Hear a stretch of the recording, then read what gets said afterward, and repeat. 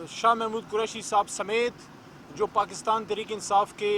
मुतफ़िक़ा candidate हैं कल के मुकाबले के लिए बतौर वज़ीर आज़म, और उनके प्रपोज़र और सेकेंडर प्रपोज़र आमिर डोगर साहब और सेकेंडर मैं अली मोहम्मद ख़ान, और साथ में उनके और प्रपोज़र जो हैं जो दूसरी हमने कॉपी दी है उसमें ज़ैन कुरैशी साहब और मलिका बुखारी साहिबा सेकेंडर हैं। तो मैं और हमारी तमाम टीम शाह महमूद कुरैशी साहब समेत उनके वकील डॉक्टर बाबर रवान साहब समेत हम गए सेक्रेटरी ऑफिस, और वहाँ हमने अपने कागजात भी जमा कराए, और साथ में कागजात पे जब स्क्रूटनी का मरहला आया सुबह हमने अपने कागजात जमा कराए कुरैशी साहब के लिए, और उसके बाद अभी 3 बजे स्क्रूटनी का अमल शुरू हुआ तो मियाँ मोहम्मद शहबाज शरीफ साहब उनके भी डॉक्यूमेंट्स जमा थे और उनकी भी लीगल टीम और पॉलिटिकल टीम आई हुई थी, और हमने अपने जो भी हमारे उन पे एतराज़ात हैं मियाँ मोहम्मद शहबाज शरीफ साहब की उनकी कैंडिडेचर पे जो आईन पाकिस्तान और रूल ऑफ प्रोसीजर हमें अलाउ करता है कौमी असम्बली का, उसके मुताबिक हमारे वकील डॉक्टर बाबर रवान साहब ने उस पर जो है अपने मुवक्किल जो कि कैंडिडेट हैं जनाब शाह महमूद कुरैशी साहब, उनकी इजाज़त से अपने तमाम गुजारिशात पेश किए कि हमें जो चीदा नुकात थे, जो एतराज़ात हैं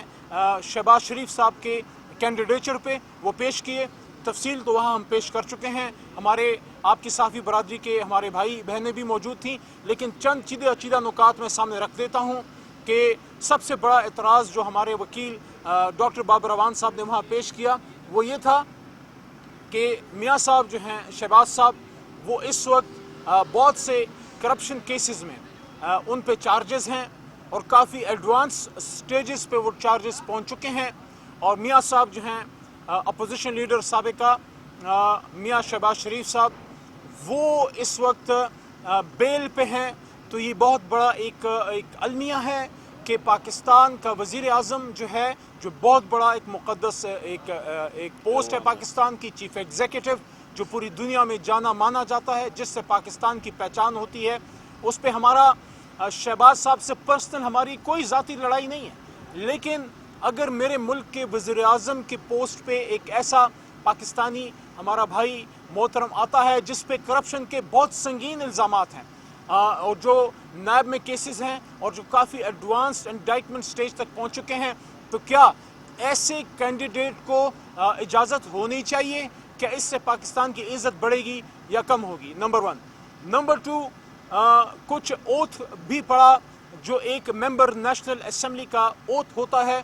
जो हर मेंबर नेशनल असम्बली पढ़ता है, वो अली मोहम्मद ख़ान ने भी पढ़ा, वो शाह महमूद कुरैशी साहब ने भी पढ़ा जो हमारे कैंडिडेट हैं वज़ीर आज़म के, और वो मोहतरम शहबाज शरीफ साहब ने भी पढ़ा है, और उसमें कुछ चीज़ें बाकायदा पढ़ के सुनाई हैं हमारे वकील ने, और वो क्या थी उसमें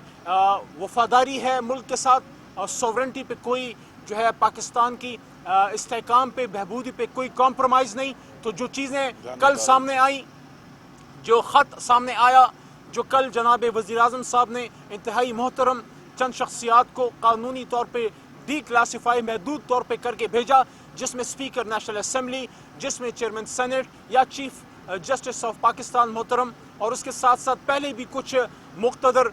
ज़िम्मेदार ऑफिस को वो लेटर जा चुके हैं कि क्या पाकिस्तान में एक रजीम चेंज की साजिश होनी चाहिए। अदम एतमाद तो किसी का भी हक है, लेकिन क्या अदम एतमाद बाहर से स्पॉन्सर हो? जो कराइन हैं, जो शवाहिद हैं, वो तो लग ही रहा है कि बाहर से ये स्पॉन्सर था, खुदा न खास्ता। तो इन हालात में क्या ये एतराज़ लगाना जायज़ नहीं कि शहबाज शरीफ साहब जो उस अदम एतमाद को लीड कर रहे थे, क्या वो ऑर्गेनिक मूव थी, पाकिस्तान के अंदर से थी, या खुदा न खास्ता माज़अल्लाह मेरे मुँह में खाक कि पाकिस्तान में अब बाहर से साजिशें जब होंगी, रजीम चेंज होगा? ये एक ऐसा सवाल है जो ता क़यामत इनसे ये सवाल आता रहेगा, कौम पूछती रहेगी कि क्या अमेरिका की ईमा पे पाकिस्तान में हुकूमतें बनी या गिरा करेंगी? तो ये एक बहुत बड़ा सवाल, एक नुक्ता हमारे लीगल टीम ने वहाँ पे पेश किया मोहतरम शहबाज शरीफ साहब के ख़िलाफ़। मैं दोबारा ये कहना चाहता हूँ कि शहबाज शरीफ साहब से जनाब शाह महमूद कुरैशी साहब का ज़ाती कोई मामला नहीं, लेकिन चूँकि दोनों वज़ीर आज़म के कैंडिडेट हैं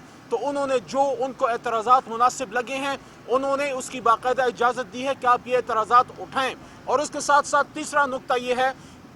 कि न सिर्फ मोहतरम शहबाज साहब पे بلکہ ان کے انتہائی قریبی رفقا پہ، جس میں بہت سے کوئی چینے والے اور پتہ نہیں کون کون سے عجیب عجیب سے نام ہیں، ان پہ اربوں روپے کے منی لانڈرنگ کے جو چارجز ہیں، جو اس وقت کیسز چل رہے ہیں، تو ان basically money laundering, corruption cases کا ہونا، ان چیزوں کو ہمارے محترم وکیل صاحب نے، ڈاکٹر بابر اعوان صاحب نے وہاں پہ اٹھایا ہے، اور میں قریشی صاحب کا چونکہ اس ایک کل کے مقابلے میں ان کا تجویز کنندہ، تائید کنندہ ہوں، تو ان کی اجازت سے میں نے آپ کے سامنے کچھ معروضات، کچھ گزارشات آپ کے پیش خدمت کی کہ ہمارے وکیل صاحب نے اور ہماری لیگل ٹیم نے وہاں پہ جو اعتراضات محترم شہباز شریف صاحب کی کینڈیڈیچر پہ لگائے وہ ہم نے دے دیے۔ اب اس پہ جو ہمارا معزز اسپیکر آفس ہے وہ ان تمام گزارشات کو، ان اعتراضات کو جو ہم نے نہ صرف زبانی بلکہ تفصیلاً جو ہے ہم نے اس کو دے دیا ہے ان کے، وہ اس پہ اب اپنا فیصلہ کریں گے، اور اس سلسلے میں شاید اسپیکر صاحب دوبارہ ہمیں بلائیں، لیکن ہم یہ توقع رکھتے ہیں کہ پاکستان میں چاہے جو بھی وزیر اعظم ہو، زید ہو، عمر ہو، بکر ہو، لیکن اس کی کینڈیڈیچر ایسی ہو کہ وہ اپنی عہد کے ساتھ بھی وہ